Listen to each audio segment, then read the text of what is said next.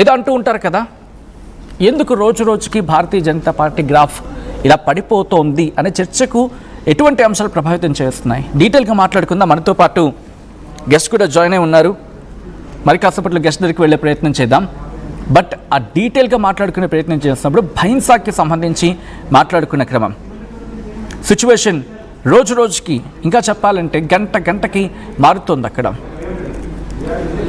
Right, మనతో పాటు కృష్ణకాంత్ భారతీయ Janata party నుంచి లైవ్లో జాయిన్ అవుతున్నారు. ఆయనతో మాట్లాడే ప్రయత్నం చేద్దాం. అసలు ఎందుకు ఈ చేంజెస్ గురించి మాట్లాడుకునే క్రమంలో ఏం జరుగుతోంది, కనీసం టఫ్ కాంపిటీషన్ ఇస్తుంది అనుకునే సందర్భాన్ని కూడా ఇక్కడ కనిపించట్లేదు Bharatiya Janata Party. What happen?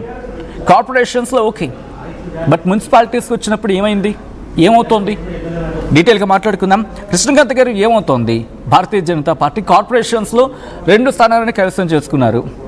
But when it's comes to municipalities 0 ఒక్కటి కూడా ఖాతా తెరవలేదు. 80 స్థానాలకి ఇప్పటివరకు కౌంటింగ్ కొన్ని జరుగుతున్నాయి, కొన్ని పూర్తయిపోయాయి. సచిన్ గారు, నేను ఇందాక నుంచి ఒకటే చెప్తున్నాను, అదేంటంటే ఇవాళ రోజు ఈ మున్సిపల్ ఎలక్షన్స్లో అంటే మీరు అంటున్నారు, but I want to correct that. మేము భారతీయ జనతా పార్టీ తెలంగాణలో గ్రాఫ్ పడట్లేదు సార్, పెరుగుతుంది. ఇంకా నేను చెప్తుంది అదే, ఓట్ షేర్ పెరుగుతుంది మాది అన్ని విధాలుగా. మేము ఎక్కడ బోనీ చేయాలని ఇదివరకు వాటిలో కూడా కొత్తగూడెం లాంటి ఎక్కడైతే కమ్యూనిస్ట్ పార్టీ వాళ్ళ ఒక ప్రాబల్యం ఎక్కువ ఉన్న చోట కూడా మేము ఇవాళ రోజు బోనీ చేయడం జరిగింది. సో అండ్ ముఖ్యంగా ఇవాళ రోజు నేను చెప్పేది ఏంటంటే భారతీయ జనతా పార్టీ తెలంగాణలో గ్రాఫ్ గణనీయంగా పెరుగుతుంది. మీరు రేపటికల్లా మీకు క్లియర్ పిక్చర్ కూడా వస్తుంది మా ఓట్ షేర్ ఎంత పెరిగింది ఏంటనేది. But coming to the main subject here, ఇప్పుడు బైన్సా గురించి ఫస్ట్ నేను మాట్లాడతాను. బైన్సాలో ఇప్పుడు మీరు అన్నారు Bhainsa is like MIM versus BJP అని చెప్పి, కానీ బైన్సా మనకి ఫస్ట్ నుంచి తెలుసు ఈ నార్థన్ తెలంగాణలో, ఉత్తర తెలంగాణలో ఈ బైన్సా ఏదైతే ఉందో ప్రాంతం, ఇది ఒక కమ్యూనల్ పాలిటిక్స్కి, కమ్యూనల్ రయోట్స్కి ఒక హాట్ బెడ్. ఇది it's a hot bed for communal riots. First నుంచి మనం చూస్తున్నాం ఇది. ఇక్కడ కొద్దిగా ముస్లిమ్స్ వాళ్ళ యొక్క ఓట్ షేర్ చాలా గణనీయంగా ఉంది అక్కడ. ముఖ్యంగా ఇది ఆదిలాబాద్, నిర్మల్, ఈ ముదోనే, ఇవన్నీ ఈ ప్లేసెస్లో ఎక్కువగా ఉంది ఇక్కడ. సో ఆబ్వియస్లీ అక్కడ ముస్లిం ఓట్ బ్యాంక్ ఎక్కువగా ఉంది అండ్ ఆ ఎంఐఎం ప్రాబల్యం ఎక్కువగా ఉంది అక్కడ.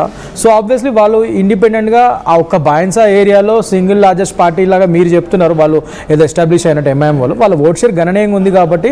అండ్ పర్టికులర్గా ఇక్కడ కాంగ్రెస్ వాళ్ళు కూడా క్లియర్గా సహకరించారు. కాంగ్రెస్ పార్టీ మనం క్లియర్గా మనం నేను ఒకటి చెప్తా, ఎగ్జాక్ట్లీ అంటే ఇక్కడ నేను అదే చెప్తున్నా, లోపాయకారమైన ఒప్పందాలు క్లియర్గా వాళ్ళు చేసుకున్నారు. ఎందుకంటే మీరు రీసెంట్గా మన గౌరవనీయ తెలంగాణ ముఖ్యమంత్రి రేవంత్ రెడ్డి గారి స్పీచ్లే కానీ, అక్బరుద్దీన్ గారి స్పీచ్లే కానీ, వీళ్ళందరూ క్లియర్గా చెప్తున్నారు కాంగ్రెస్ అంటే ఎంఐఎం, ఎంఐఎం అంటే కాంగ్రెస్, ఎంఐఎం సపోర్ట్ లేదు, కాంగ్రెస్ జూబ్లీస్ బైపోల్ ఎలక్షన్స్ విన్ కాదని అక్బరుద్దీన్ చెప్పాడు. ఇక్కడ రేవంత్ రెడ్డి గారేమో అసలు ముస్లిమ్స్ అంటేనే కాంగ్రెస్, కాంగ్రెస్ అంటేనే ముస్లిమ్స్ అని చెప్పి డైరెక్ట్గా చెప్తున్నారు. సో ఈ విధంగా వాళ్ళు లోపాయకారంగా ఒప్పందాలు చేసుకొని మీరు ఎక్కడైతే బలంగా ఉన్నారో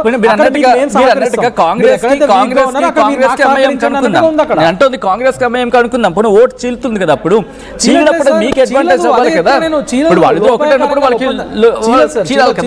చీలదు కాంగ్రెస్ ఓట్లు కూడా క్లియర్ గా మీరు ఎంఐఎం గా వేసుకోండి అని చెప్పి లోపల లోపాయకార ఒప్పందం అంటే అదే మీనింగ్ అక్కడ.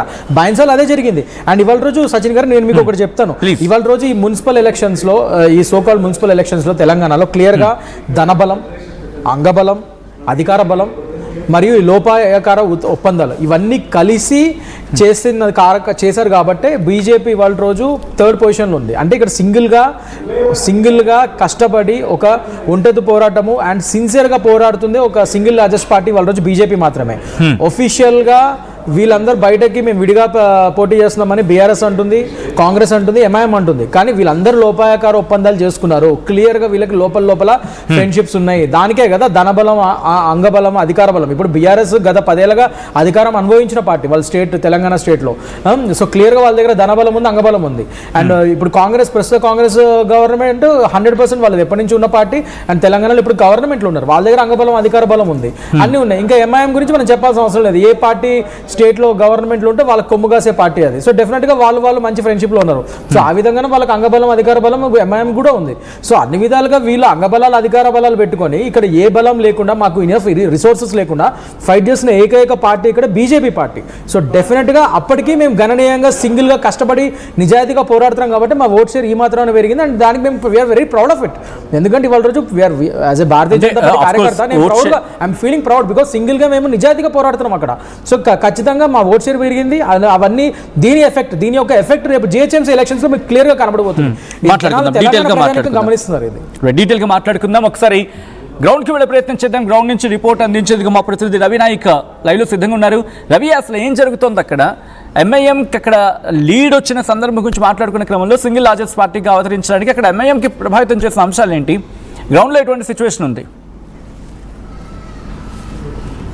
సచిన్, మనం పాయింట్ టు పాయింట్ సర్వేలు ఇచ్చాం. సర్వేల అనంతరం కాస్త అక్కడ పరిస్థితులు ఒక్కసారిగా తారుమారాయి. అయితే సింగిల్ డిజిట్ గా ఉన్న ఎంఐఎం ఇప్పుడు పరిస్థితి కొంత ఇబ్బందికరంగా మారింది. అయితే ప్రధానంగా ఇటు బైన్సాలో జరిగిన పరిణామం ఏదైతుందో అది కాస్త డిఫరెంట్ గా మారిన పరిస్థితి కనబడింది. అయితే దీంట్లో ఇండిపెండెంట్ల అంశం చాలా కీలకంగా మారనుంది. అయితే ఎంఐఎం కు 12 రావడం కాస్త చర్చనీయాంశంగా మారింది. ఈ అంశంలో కొంత సందిగ్ధంలో పడ్డ పరిస్థితి. అయితే మహాగఠబంధన్ అని ఒక చర్చ అక్కడ కొనసాగుతుంది. ఆ చర్చలో మ్యాజిక్ ఫిగర్ ప్రకారం 14 కావాలి. అయితే 14లో ఎక్స్ అఫీషియల్స్ ఏ విధంగా ఉన్నారు, దీంతో పాటు ఇండిపెండెంట్ల ప్రభావం ఇక్కడ ఎక్కువగా కనబడుతుంది. దీంట్లో 13 మందితో కలిపి ఎమ్మెల్సీ కానీ ఎమ్మెల్యే కానీ అదేవిధంగా ఇంకా ఇతరత్ర అక్కడ స్థానికంగా ఉన్నారు ఎక్స్ అఫీషియల్ గా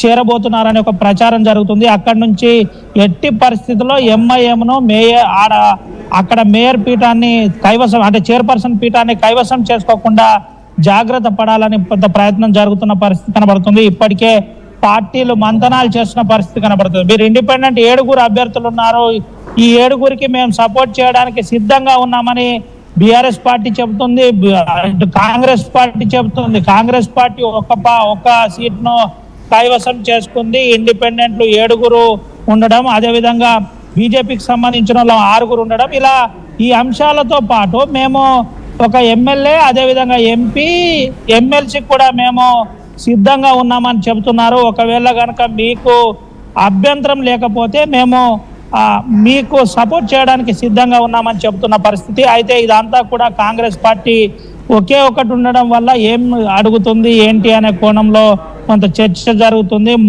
3 కలిసి నిజంగానే చైర్మన్ కోసం ప్రయత్నం చేస్తారా, లేదంటే ఇతరత్ర కారణాలు ఏదైనా ఉంటుందా, లేదంటే ఎంఐఎంఏ ఫామ్ చేస్తుందా, ఏ విధంగా ఉంటుంది అనేది కొంత చర్చ ఇప్పుడు బైన్సాలో ఊపందుకున్న పరిస్థితి కనబడుతుంది. అయితే రౌండ్ టు రౌండ్ టఫ్ అవుతూ వచ్చింది.